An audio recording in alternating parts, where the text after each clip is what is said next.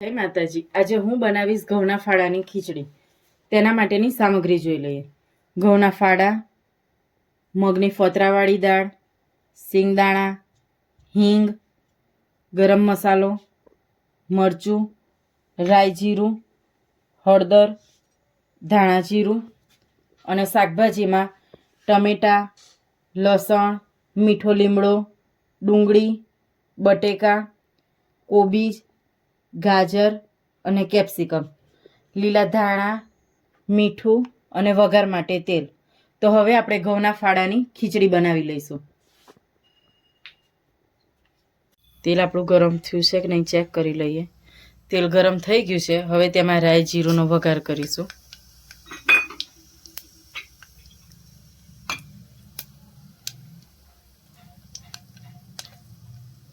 રાઈ જીરું તતડી જાય પછી તેમાં સિંગદાણા,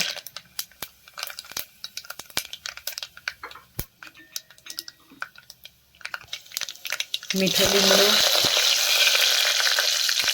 હિંગ અને બધા શાકભાજી એડ કરી દઈશું।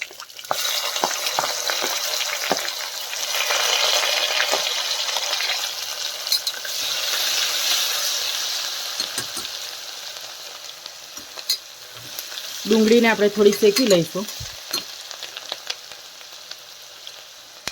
પછી તેમાં લસણ, બટેકા, બધા શાકભાજી એડ કરી દઈએ। લસણ, બટેકા, કોબીજ, ગાજર, કેપ્સિકમ અને ટમેટાં।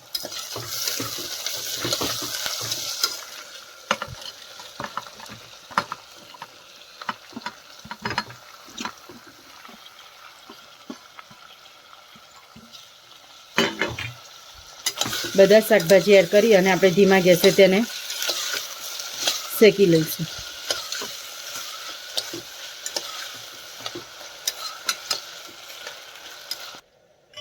મસાલો શેકાય છે ત્યાં સુધી ઘઉંના ફાડા અને મગની દાળને આપણે ધોઈ લઈએ 2-3 પાણીથી।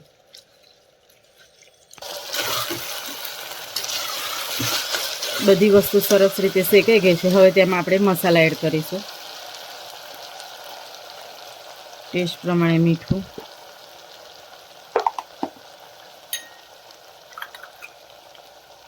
હળદર પાવડર, મરચું તમે જેટલું તીખું ખાતા હોય એ રીતે એડ કરવાનું, ધાણા જીરું અને 1 ચમચી ગરમ મસાલો। બધી વસ્તુને સરસ રીતે મિક્સ કરી લઈએ।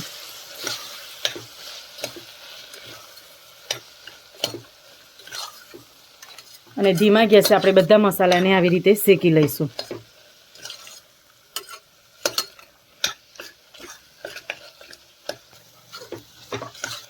મસાલા બધા શેકાઈ ગયા છે અને તેલ પણ છૂટું પડી ગયું છે। હવે આપણે ઘઉંના ફાડા અને જે મગની દાળ ધોયું હતું તે એડ કરીએ।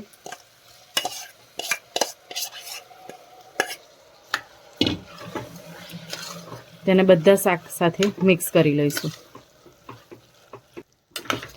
2 થી 3 મિનિટ માટે આપણે તેને મિક્સ કરી પછી તેમાં પાણી એડ કરીશું।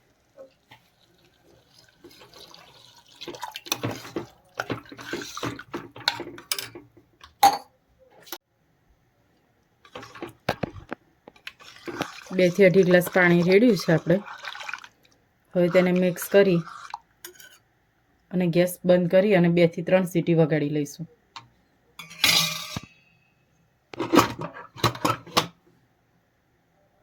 તો તૈયાર છે આપણે ઘઉંના ફાડાની ખીચડી। તેના ઉપર થોડા ધાણા અને ઘી નાખી અને ગરમા ગરમ ખીચડી સર્વ કરીએ। તો આજની અમારી રેસીપી તમને કેવી લાગી તે જરૂરથી કોમેન્ટમાં કહેજો। અમારી ચેનલને લાઈક કરજો, શેર કરજો અને સબસ્ક્રાઈબ કરજો। જય માતાજી।